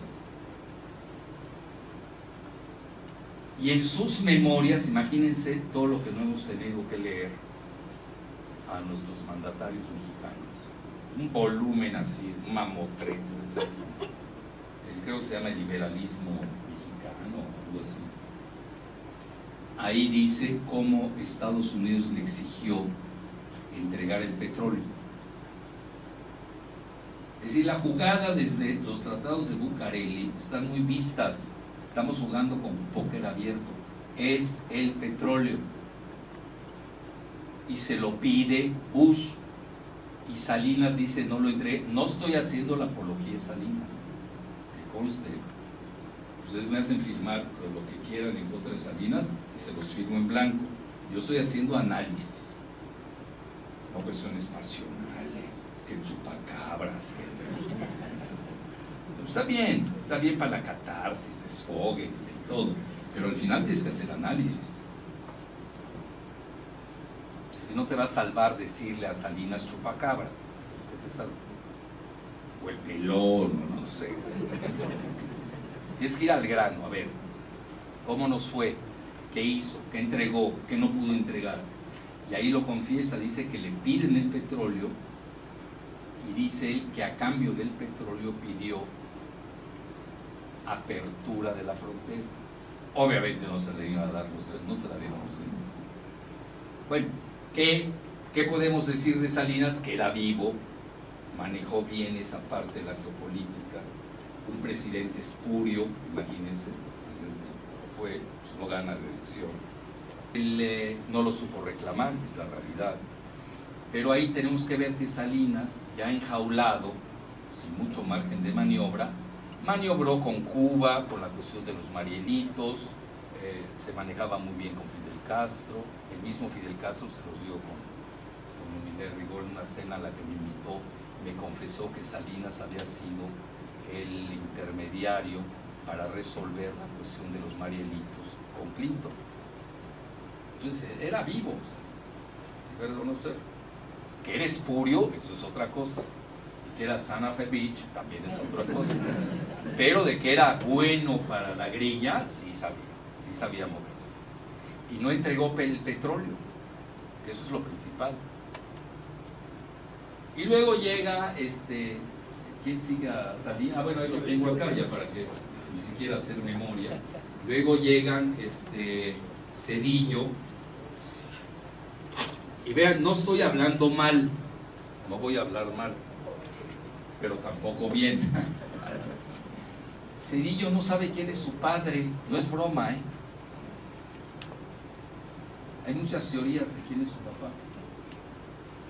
Su padrastro, sí sabemos quién es, el ojalatero Zedillo, que era hasta mi vecino en San Jerónimo. Pero su padre, a big secret. Bueno, vemos algunos que sí sabemos quién es. Por ejemplo, hay un libro que tiene Oppenheimer, chafísimo, además es de la CIA, que se llama México al borde del caos. Ustedes se van, no pierdan el libro leyendo, no pierdan su tiempo leyendo el libro. Nada más ojéenlo, al final busquen Zedillo y ahí viene quién es su padre. Supuestamente es un funcionario de Hacienda y no es cierto. ¿Quieren que les diga quién es? Ya no les interesa. Hasta él le interesa. Bueno, es un médico de... ¿Dónde están los violadores de Papantla? ¿Cómo se llama? Pues Papantla, Poza Rica. Ahí tiene un hospitalito y es él, el papá. Ahí trabajó la mamá, una mamá yo creo decir de primera, una señora que sacó adelante a un hijo en esas circunstancias, luego se va a Mexicali, tiene una relación con el ojalatero, que era de primera. A mí éramos amigos el ojalatero y yo, tenía ahí de vecino, cada tarde conversaba con él, muy buena persona, pero el papá nunca lo quiso hacer. Imagínense todos los traumas que trae un presidente a cuestas. Bueno, no me quiero meter al tema de Zedillo, digo de Colosio, cómo lo matan, ahora resulta que se suicidó con 100 balas, etc. Cómo tergiversan la historia, bueno, aburto, no es aburto, así es México. Pero es divertido, ¿eh? A mí me divierte mi país. Porque dices, oye, a ver qué mentira me van a lanzar, porque ya nuestra capacidad de asombro está rebasada. Cada día te salen con una historieta que dices, bueno, verdaderamente son galácticamente imaginativos. Son únicos. Únicos. Bueno, yo me acuerdo, vean, yo descubrí una cuenta de Miguel de la Madrid Hurtado en Luxemburgo. Yo me fui a dar clases a Treveris, Día, en alemán, que está a media hora de Luxemburgo, que es un paraíso fiscal. Y la gente de ahí misma me dieron, oye, aquí tu presidente de México, Miguel de la Madrid Hurtado, tiene 1.200 millones de dólares. Me la dieron, la saqué. Quedamos que no voy a hablar mal, pero tampoco bien. En la revista en la que estaba, pues me corrieron. Él manejaba el Fondo de Cultura Económica, pues ¿qué deja más? Fondo de Cultura Económica o Jalife. No dejó nada, yo creo problemas. Y me corrieron. ¿Y saben cuál fue la réplica de la Madrid? Fue genial, la tengo que reconocer. Que es un homónimo. Que era un homónimo. Parece un homónimo Miguel de la Madrid Hurtado. de Luxemburgo con 1.200 millones de dólares. Qué homónimo más coincidental, ¿no? Son geniales, en serio. Ustedes no subestimen el poder de réplica del AMPA nacional. Bueno, entonces regresando a esto, ahí tienen ustedes que se da con Cedillo, se privatiza parte de la banca, se da el famoso Fobaproa, que lo seguimos pagando, que le tuvieron que cambiar de nombre y ahora se llama IPA. Luego tienen ustedes, él dice que escribe el Jane Jackson Institute for Global Affairs, no ha sacado un solo artículo. Luego es dueño de varias empresas de Estados Unidos, miembro de la revista Forbes, administrador de la ferroviaria Kansas City Southern, etcétera, etcétera. Luego viene Fox, desastres de sus proyectos. Las 6 refinerías que dijo que iba a hacer no eran para México, eran para Sudamérica. ¿No les encanta? Qué bueno que no las fue a hacer a Marte. Eran para Sudamérica, no para México. Luego el plan Puebla-Panamá, que muchos de ustedes no habían nacido, el plan Puebla-Panamá pues se cayó, nunca funcionó. Otro desastre más de Fox. Y luego maneja el ASPAN, Seguridad y Prosperidad de América del Norte, que ni dio prosperidad ni dio seguridad. Y luego, pues es un instrumento de George Soros totalmente, se lo acaban de publicar. Incluso es una publicación muy dura, de una muy cercana a Trump. Yo, como tengo lecturas geopolíticas, para mí un golpe en un medio no es un golpe, son avisos. Ya para que le saque un periódico cercano a Trump, que es el expresidente narco de México, a Fox, cuidado, oye, no lo está diciendo cualquiera, te lo está sacando una publicación cercana a Trump, por algo se lo sacaron. Es decir, si a Trump no le va mal mañana, aquí pueden haber calambres, y fuertes. Bueno, entonces ellos manejan que él es un instrumento de George Soros. Ya ven, incluso a George Soros le han achacado que él está detrás de la presión migratoria de los hondureños, etc. Como igual se lo acusan en Europa de lo mismo. Y luego tenemos a Felipe Calderón, perdón, que me voy a olvidar de Muriño Terrazo. El apellido Terrazo no es albur, así se apellido, que lo mataron ahí frente a la fuente de Pemex, que era su favorito. No sean mal pensados, favorito en el sentido presidencial. Otros dicen que era su Patroclo. Lean la Ilíada y van a ver por qué era Patroclo. ¿Qué fue Patroclo de Aquiles? Nada más que Calderón ni fue Aquiles, ni Muriño fue Patroclo. Eso es lo grave. Entonces, ahí tienen ustedes igual. Y en ese momento lanza Calderón, a instancias del Partido Demócrata, lanza el proyecto de reforma energética, que hay que decirlo abiertamente, pues el secretario de Energía era José Antonio Muribreño, se le cayó. Bueno, yo tuve mucho que ver, lo tengo que reconocer, en esa situación. Y luego, pues ya entramos a Peña, durante Peña. Sí es Peña, ¿no? Ya está cambiando. Entonces ahí tienen, había hablado que México iba a ser la próxima potencia mundial. La reforma energética en realidad es de Videgaray más que de él. Y hay una visita infame.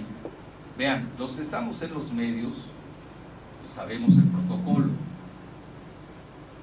Había una cumbre del G7 en Gran Bretaña y estaban en su hotel, no sé qué hotel, Videgaray y Peña. No estoy diciendo si juntos o separados, no sé nada.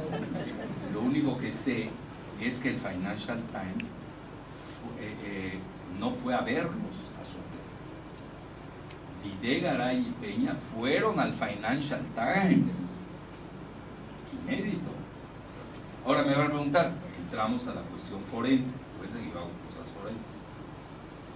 Consejo de Administración del Financial Times, ¿de quién es? De los Rothschild, los banqueros más importantes del mundo occidental. Los chinos consideran que los Rothschild traen, vean, hay dos, unos dicen Rothschild y otros Rothschild, pronúncienlo como quieran.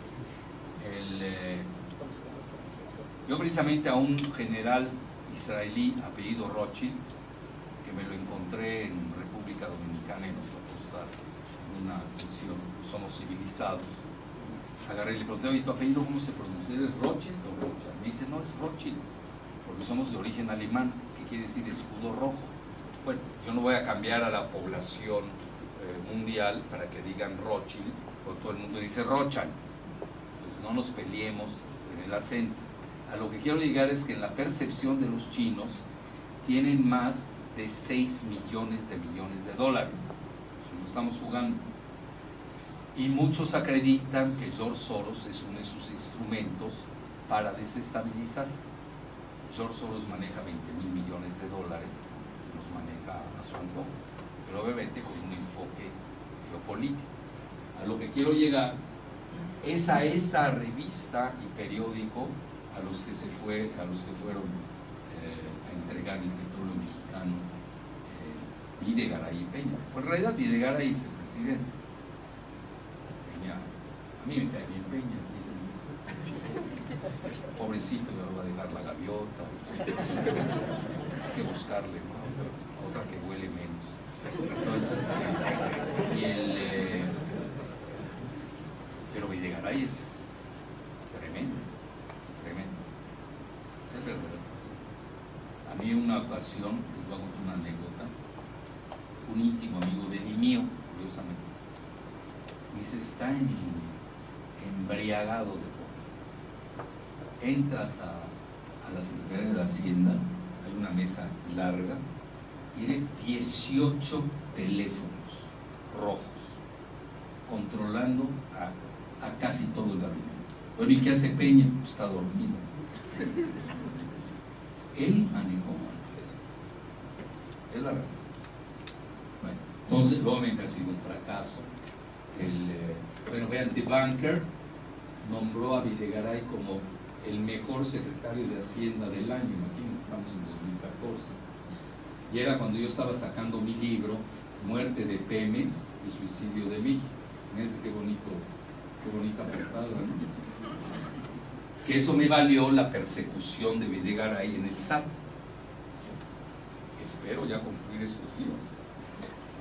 Bueno, ya voy a tener 6 años de gracia a partir del 1 de diciembre, pero estos 29 días de falta. Ahorita mi asistente estaba negociando en el SAT, me traen, porque así cobran las facturas. Es decir, el que un servidor haya estado en contra de la reforma energética, incluso teniendo la razón histórica, me vale que me persigan. Llego al SAT, llevo 3 años, no me dejan en paz. ¿Y de dónde salió este centavo? Y ya saben cómo son los del SAT, porque les cuento. Y más conmigo. Saving México, no da risa.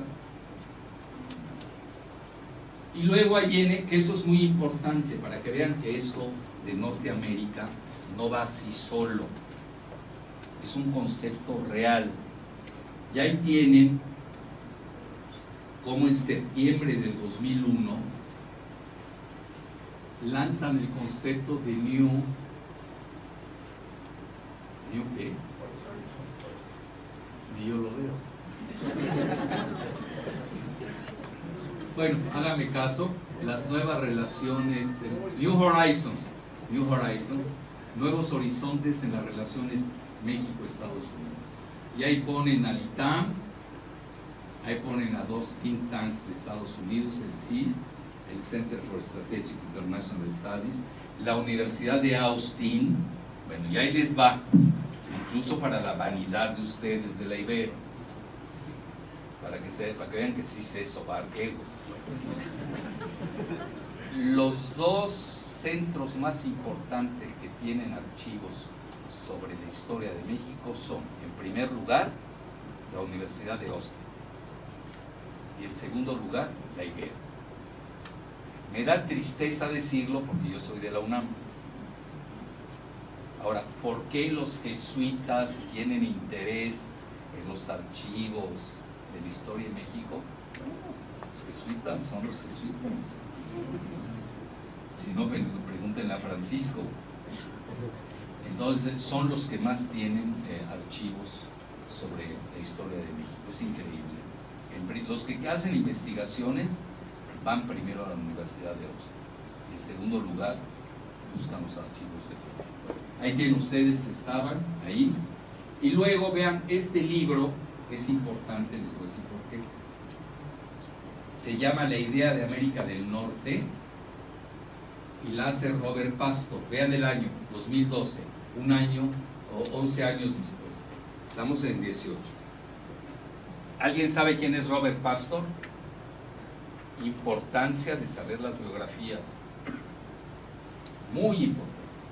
Si no más vean el autor, hay que ver a qué horas nació, con quién se llevó en kinder, en la secundaria, en la prepa, quiénes son sus redes, sus lazos, sus conexiones. Nada se da en el vacío. Bueno, resulta que Robert Pastor vino a México. ¿Y quién era su suegro? ¿Alguien sabe quién era su suegro? Robert McNamara. Robert McNamara, exsecretario de la Defensa con Kennedy y expresidente del Banco Mundial. You are not joking. No están jugando. Mandó a su yerno para el concepto de integración del Norteamérica. Y les voy a contar, ¿todavía tengo tiempo o no? Ah, bueno, está bien. Lo que les hice esperar, ahora nos va a hacer esperar.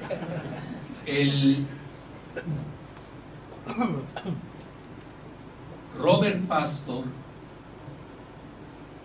viene aquí a México, etcétera, etcétera, se integra al Colegio de México y hace este famoso libro. Y les voy a decir cómo lo tengo yo. Yo no doy clases en el ITAM. Todavía no me he hecho a perder. Tengo defectos, todavía no llego a eso.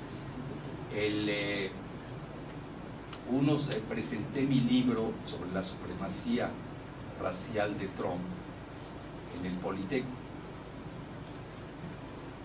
Y hubo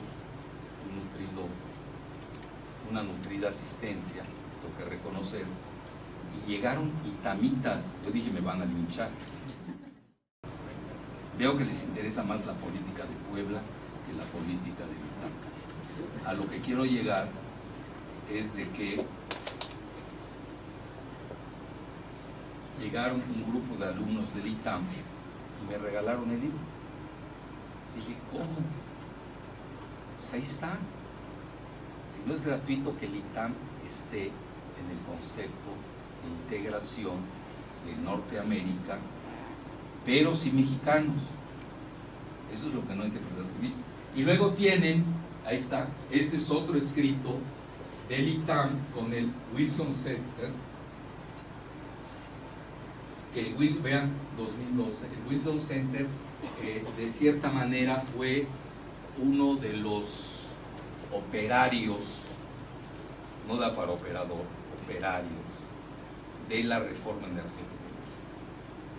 Toda la avalancha de sus investigadores sirvió para promover la reforma energética en México. Y luego vean, aquí tienen ustedes el concepto North American Energy Summit, promovido por Goldman Sachs.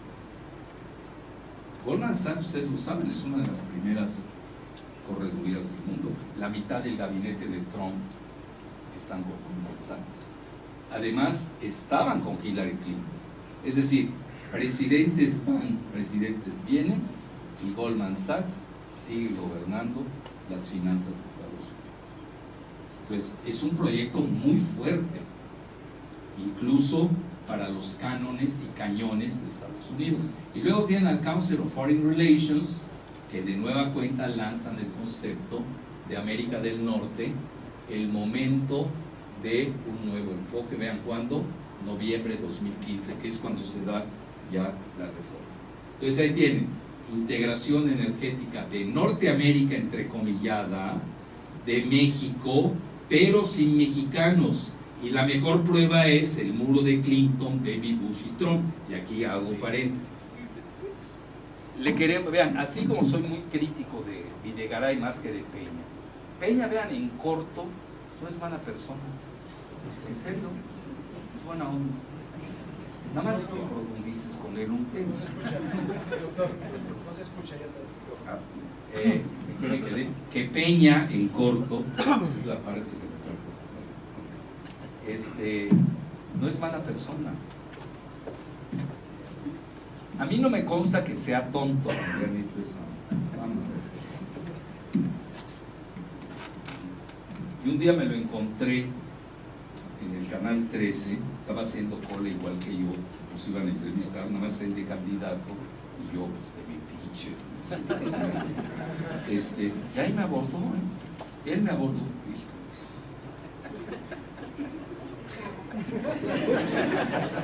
Paso, yo lo estaba evitando, ¿no? Pero no es mala persona. Ya lo aprendí a amar, ya por eso lo digo. A lo que quiero llegar es de que a favor de digamos decirlo, yo creo que no entendió nada de la geopolítica de Estados Unidos, nada. No entendió la llegada de Trump, no la entendieron, aunque participaron en ella, fíjense. Porque acuérdense que los que invitan a Trump y le dan la aureola internacional son Videgaray y Peña. Pero no, creo que no entendieron los alcances. Ahora, ¿fue buena o mala jugada? Bueno, ¿qué quiere decir buena y mala? Depende de los resultados. Si querías imponer a tu candidato, que era Mitt, pues fue mala.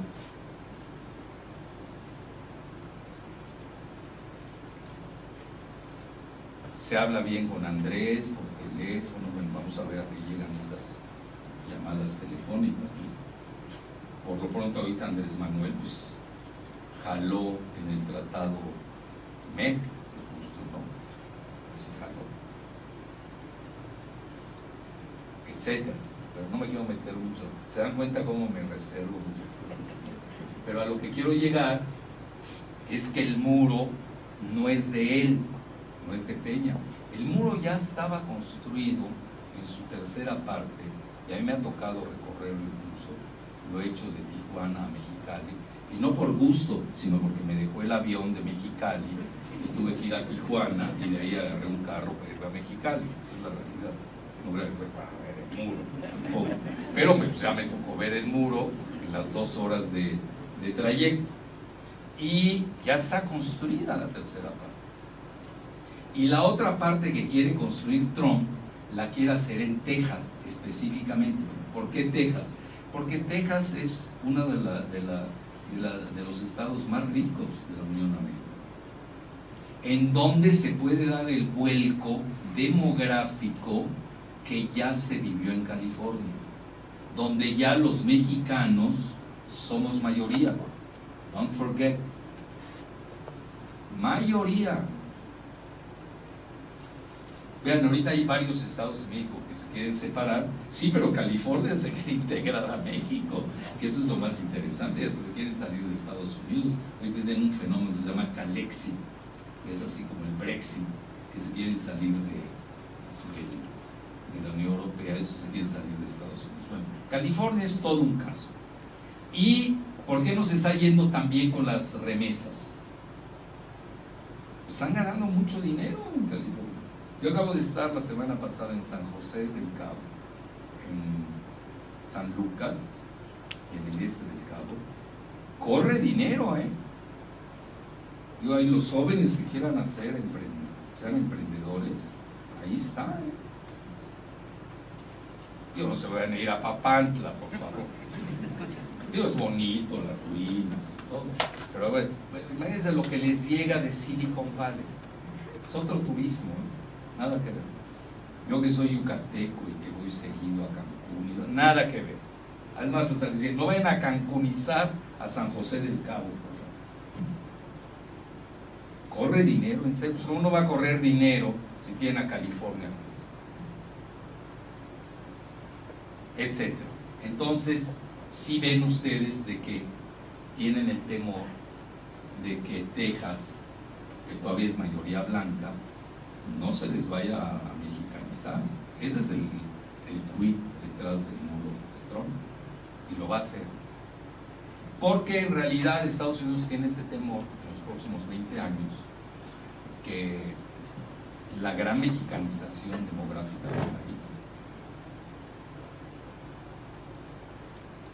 Fíjense, Estados Unidos está descendiendo, tiene 62% de WASP, la mayoría son segunda, tirando la tercera edad, sus jóvenes, lo digo respetuosamente, no crean que me da mucho gusto, pero tenemos que estar preparados a esas eventualidades. El que no es drogadicto está desempleado, o es matón, pues anda con sus armas, pero la drogadicción ha pegado. Yo me acuerdo hace 20 años, la drogadicción era de la gente de color, hoy no, hoy son de los blancos, de los jóvenes, no se casan, son desempleados, tienen un problemón. ¿Ustedes creen que el asunto del Chapo que se da hoy, que se abre, se hace un día antes del 6 de noviembre, día de las elecciones? ¿Creen que es casualidad? Obviamente Trump está manejando mucho el tema migratorio, del muro, del narcotráfico. Sí forman parte de su agenda y no hay que perderlo de vista. Y para actuar en consecuencia. Ahí está cuando viene llegará con Jared Kushner. Y ahí está, ¿se acuerdan, no? Cuando llega Trump aquí a México. Aquí lo lanzaron, de hecho como decimos en México, lo placearon a nivel internacional. Luego, los dos muros, en realidad sí hay dos muros. Uno que ya está en fase de construcción, el que les hablé, sería ya hay 15,000 soldados en la frontera. Acusan a Soros de estar detrás de la desestabilización migratoria. Y el muro Videgaray, que no es broma, no crean que le puse el muro Videgaray porque me cae mal, en la frontera sur, con Tapachula. Estados Unidos incluso va a financiar ese muro. Vean qué paradoja. El muro de Texas con México, ya ven que ha querido que lo financie México, pero el muro de Tapachula con Guatemala lo van a construir porque quieren frenar precisamente el flujo migratorio que viene de ese mundo. Entonces imagínense un país como el nuestro que tiene dos muros. Explain it to me. Algo está pasando, ¿no? No es normal que un país tenga dos muros. Luego, las pifias o sometimientos. Él se llamó que estaba aprendiendo, entonces todo el mundo le han dicho a Videgaray el aprendiz. Le han puesto así. No crean que es apodo mío. Yo tengo apodos peores para él. Expulsó al embajador de Norcorea antes de la reunión de Trump con Kim Jong-un. Imagínense el ridículo. Expulsas al embajador de Norcorea para quedar bien con Estados Unidos y luego resulta que Trump se reúne con el mandatario de Norcorea. ¿Cómo quedó la política exterior? En ridículo. Además, que te tienes que estar metiendo en Norcorea? Si es tu asunto, no te metas. México tiene una tradición de no intervención y sobre todo en materia nuclear. Yo ese tema lo conozco porque yo interactúo mucho con la Cancillería, no con Videgaray obviamente, pero con Alfonso García Robles, que fue nuestro premio Nobel de la Paz, el único que tenemos en México. Pues hablamos de estos temas. México tiene ustedes lo saben, un tratado de Tlatelolco, que es una zona libre de armas nucleares. Nosotros éramos pioneros en materia nuclear. Andas metiendo sin saber del tema porque te lo ordena el yerno de Trump, que es Jared Kushner, y corres al embajador de Norcorea. Es demencial. Primero que nada no hay que meterse. Si te vas a meter, métete a conciliar. Pues tienes el pasado de Alfonso García Robles, tienes el tratado de Tlatelolco, puedes proponer un tratado similar al de Tlatelolco para la península coreana, es decir, ser creativos, pero no ser un simple vasallo. grave error. Y bueno, ya para qué les digo cómo se ha metido en la política de Venezuela, cometiendo errores por doquier. Ahí está, degradación diplomática por el resultado de la elección en Venezuela. No reconoció la elección en Venezuela, y sí reconoció el fraude de Peña la primera vez que le ganó a Andrés.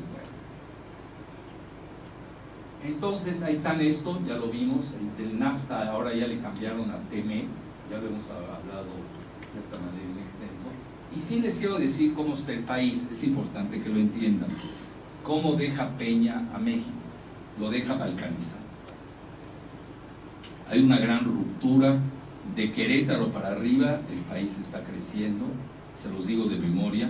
Aguascalientes crece 11%, Querétaro 6%, todo el norte está creciendo. Y ahorita que estuve en Baja California Sur, creciendo, está bollante la economía. Yo voy mucho y viajo mucho a Sudamérica, al sur de México, es un desastre. El estado de donde es Andrés Manuel, Tabasco, -11%, Campeche, -8%, Chiapas, -6%. ¿Quieren que me sigan? Todo el sur está devastado. Entonces hay una balcanización socioeconómica del país. De facto, no me quiero detener más en esto, pero ya se los dije. Este fue el efecto NAFTA.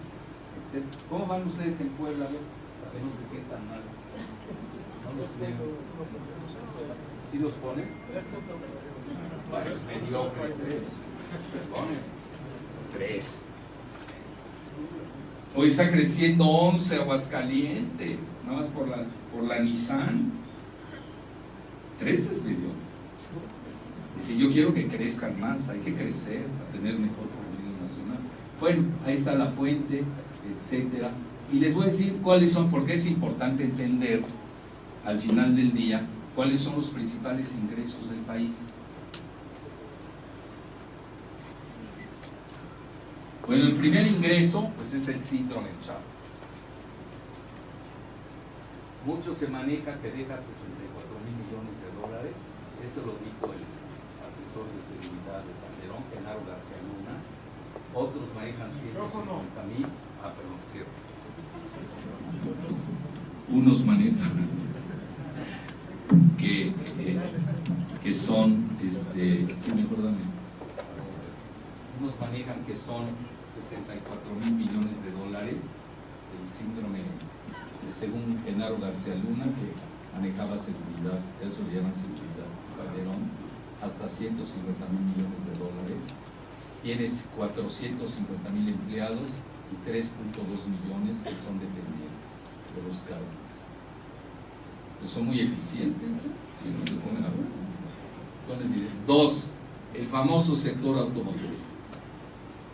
Producción. Producen 82,000 millones y exportan 65,000. Obviamente con estas nuevas reglas de que Estados Unidos no va a aceptar carros, por lo menos, no recuerdo la cifra como lo sé de memoria, 65%, que tengo entendido, si no dan el salario similar al de Estados Unidos, que es de, tampoco me hagan mucho caso, $15, aquí estamos en $3, pues imagine que va a exportar México entonces. Van a tener que subir los salarios acá. Ahí nos van a pegar duro. Todavía no hemos sacado las cuentas. Y esto es el primer sector, él lo pone. Bueno, el primer sector ya vimos cuál es, ese sería el segundo. Y luego, las remesas, fíjense cómo han subido. 30,000. Pues cómo no van a subir si les está yendo re bien en California.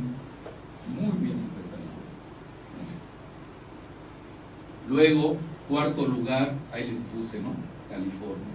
Proyecto de deportaciones, además, que tenían, ya como que lo han parado. Luego tenemos, ¿qué pasó aquí? Lo detuviste, Pepe. A ver, que se mueva. Es 4. No, aquí está la eficiencia. Agroindustria, que le ha ido re bien al ligado agroindustria. Muy bien. Vean, está dejando alrededor de 29,000 millones de dólares en 2016 y el año pasado todavía fue mejor. Este sector está yendo muy bien. Han superado ya los recursos que ingresaban a México por petróleo. Turismo. Todavía no pongo petróleo, 21,000 millones de turistas, crecimiento del 10% anual, recibió casi 40 millones de turistas en 2016. Esto es un rubro donde nos está yendo muy bien. Pues cómo no, México tiene todo para visitar. Todo. Ahora el nuevo centro turístico va a ser el Aeropuerto Internacional de Texcoco, ¿no? Lo que algún día no fue y será, y la verdad que y el que ya me dejaste en paz. Y luego vean la reforma, cómo se han caído. El petróleo, 19,000 millones. Dejaba 123,000 millones. Ahora déjale 19. Peor, acabamos de importar 350,000 barriles de petróleo líquido. ¿Alguien puede conseguir que un país petrolero importe petróleo? Es España. Es la reforma. Bueno, a mí que no me reclamen, como diría el clásico, yo ya desde hace 10 años, perdón, no la anterior, hace 10 años hice este libro, Desnacionalización de Pemex. Nunca pensé que quien me hizo el prólogo iba a ser presidente. No, sí, siempre, porque en esta le puse a Andrés, la tercera es la vencida, y se lo puse en esta. Muerte de Pemex, suicidio de México, ahí tiene. Entonces esos temas los hemos abordado hasta el cansancio. Para mí, más que un error, lo que pasa es que lo han querido abordar desde un punto de vista mercantilista, cuando es un asunto, primero, de seguridad nacional y segundo, de geoestrategia. Es decir, el petróleo no es una mercancía, no estamos hablando de bicicletas, estamos hablando de ligas mayores. La siguiente, por favor. Y vean cómo se ha desplomado, aquí se nota, los ingresos petroleros, de forma dramática. La siguiente. Bueno, derrota geopolítica de México para mí, lo peor del tema es el sector automotriz, agrícola, desastre del internet y el rubro digital. Trump aplicó los acuerdos del TPP que rechazó y el veto de Trump a las inversiones de China en México. Eso es lo peor. Y luego, situación de México en el mundo. What is going on? El problema de México no es los ingresos.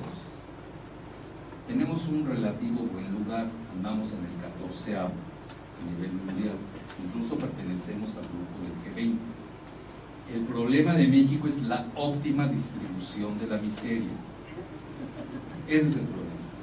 Con un índice Gini atroz, impublicable, no puede ser.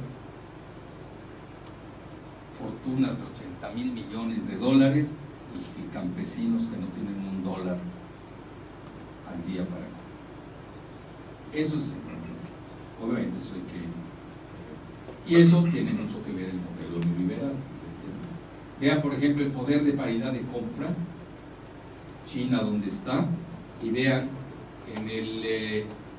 ¿dónde anda México? Pues está, no anda tan mal en este lugar. Incluso venimos antes que Italia, casi detrás de Francia, mucho antes que Corea del Sur, antes que España. España nos maneja nuestros bancos y nuestro gas, imagínense. Canadá nos maneja nuestra plata. ¿Qué más hay aquí? Italia, que no nos maneja, digámoslo así. Corea del Sur hasta nos vende carros. Sí. ¿A mí qué me dice esta gráfica? Que no estamos innovando. Tenemos que innovar. Yo soy de la idea, y lo he dicho al aire libre, tenemos que crear una secretaría de innovación y desarrollo. Meternos a la alta tecnología. Vean, hoy el mundo, en realidad, con eso de Made in China 2025, estamos hablando de 7 años. Si no entramos a eso, vamos a ser cavernícolas, se los digo abiertamente. El presidente de Rusia el otro día comentó que quien domine la inteligencia artificial va a dominar al mundo. Nosotros no estamos usando ni la natural antes de entrar a la artificial. A ver, dígame, ¿qué manejo en las universidades tenemos de inteligencia artificial?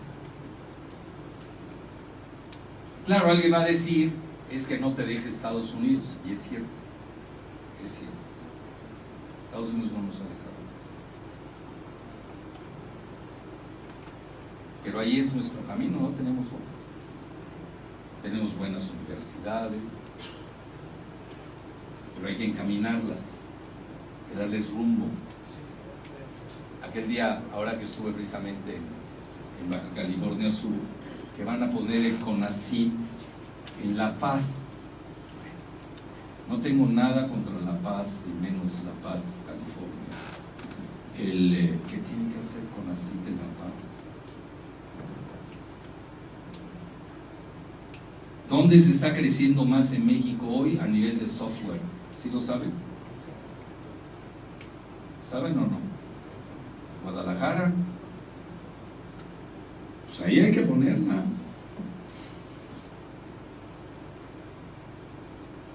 Y no cárceles de alta seguridad donde se escapan. Tenemos que pensar bien el país.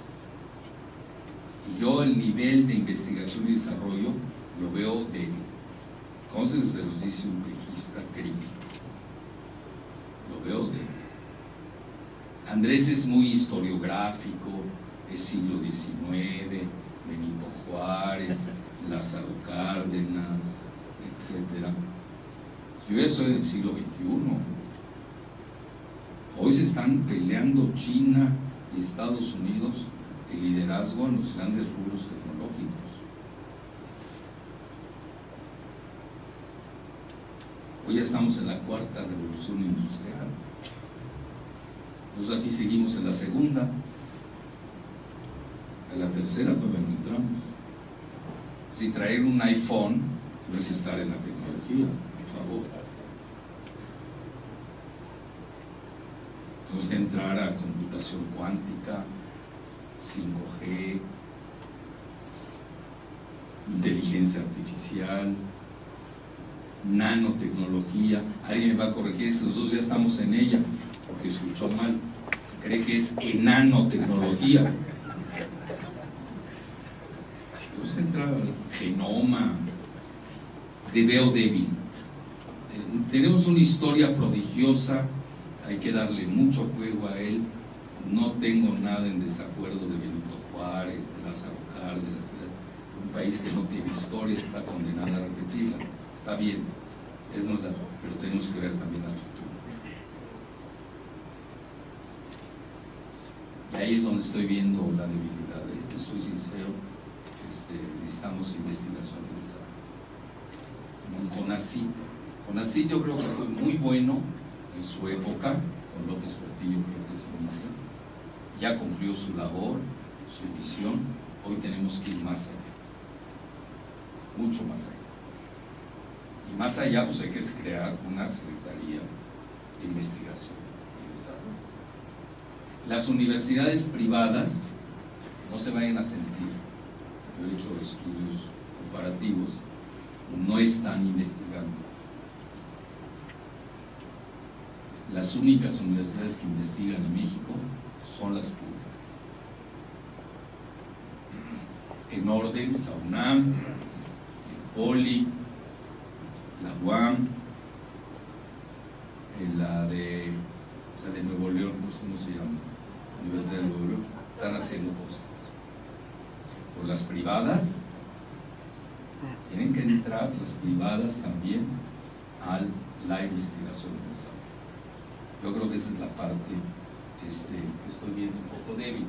Entonces, tenemos una población joven, tenemos todo.